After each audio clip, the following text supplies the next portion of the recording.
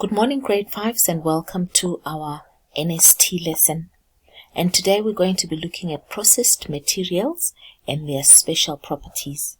I've spoken about these properties, but today I'm basically going to focus on a few of them.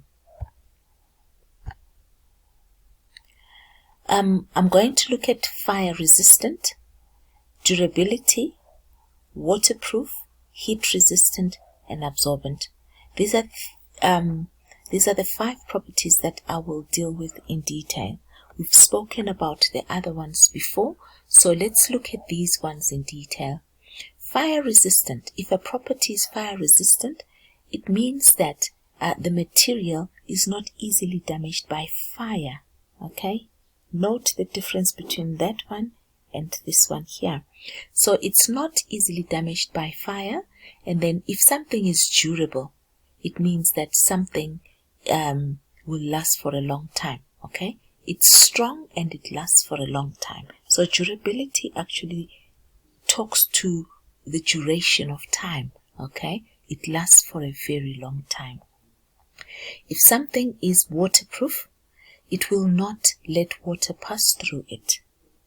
And if something is heat resistant, it means that that material is not easily damaged by heat.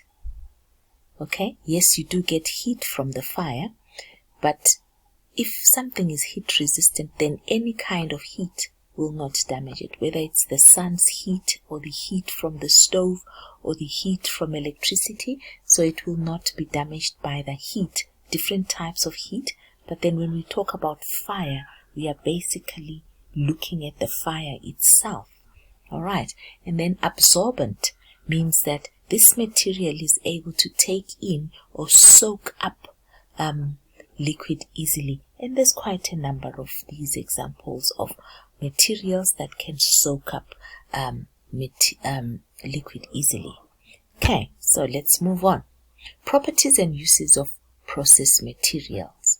Processed materials have suitable special properties. This means that the object is able to do the job it is made for.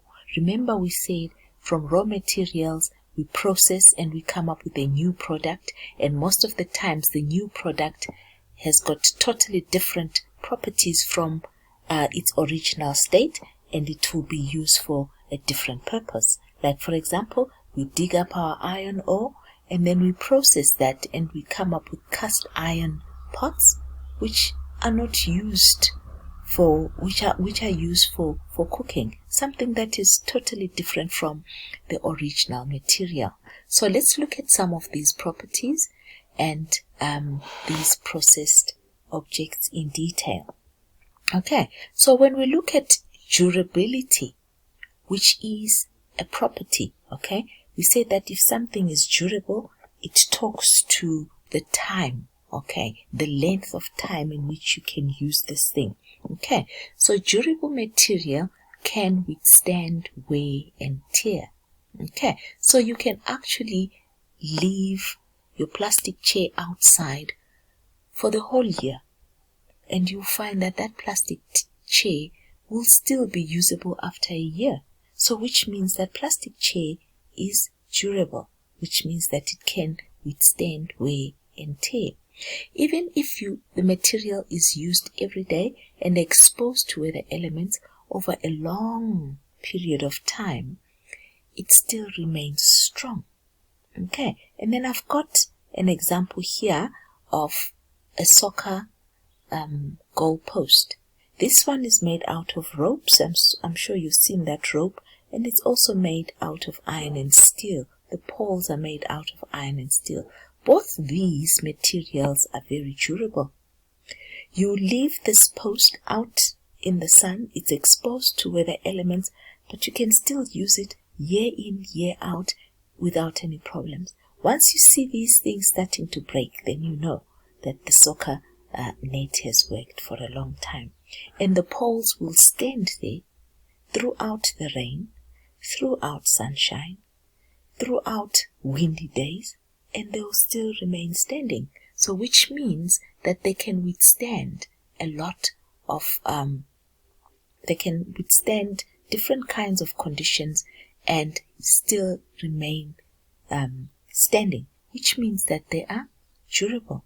They do not break easily because they are durable. They can last for a long time.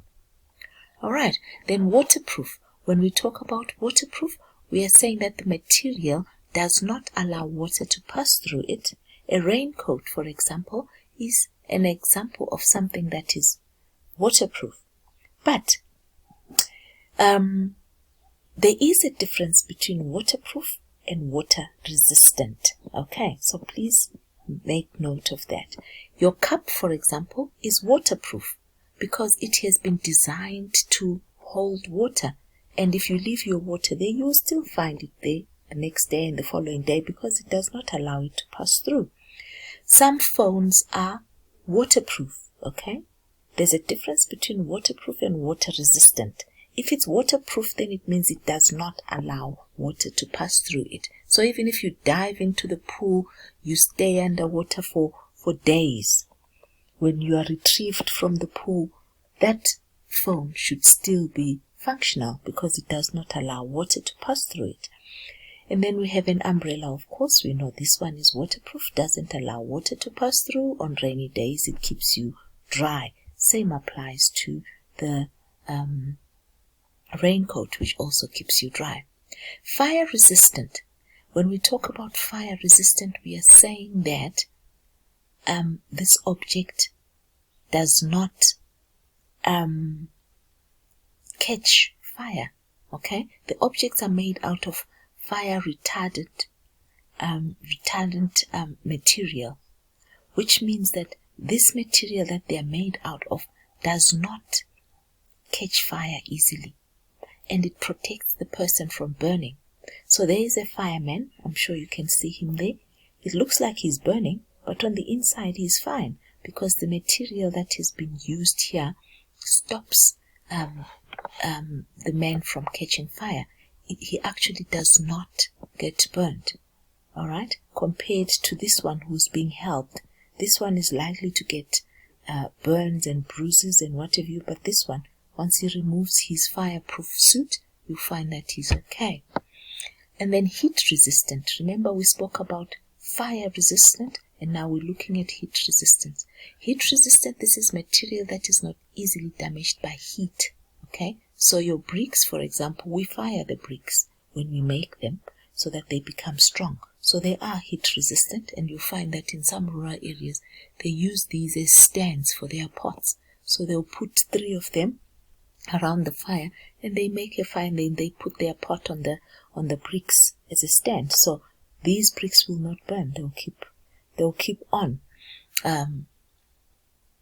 even if they are very close to the fire. And then here we've got cast iron. Cast iron is made to make these pots and pans, very fire resistant. We've got our ceramic tiles there at the back, very fire resistant. I'm sure you've seen some houses that have burnt down. These tiles will still be there on the wall because they are heat resistant. And then you've got your toaster there, which is heat resistant. You've got a little vase there that has been fired. Of course, it's heat resistant.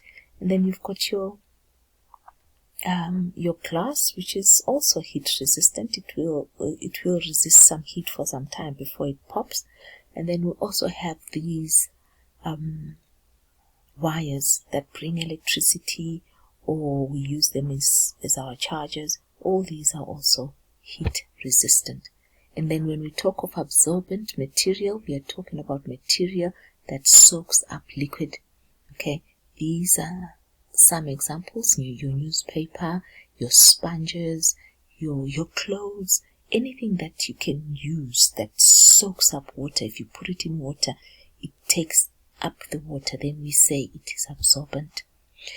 Here is an activity for you. I want you to match these words here, words in column A with the correct meaning in column B.